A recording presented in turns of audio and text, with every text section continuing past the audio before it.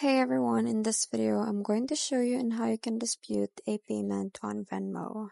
So just to let you know that Venmo debit card transactions and online purchases cannot be disputed or reported as unauthorized in Venmo application.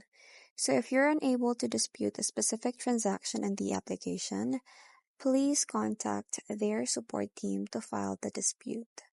So you can dispute most types of Venmo transactions in the Venmo application. Now, to help with this dispute, please make sure to answer every question with as much detail as possible. So first, just go to the Me tab, select the transaction that you want to dispute, then tap on Need Help.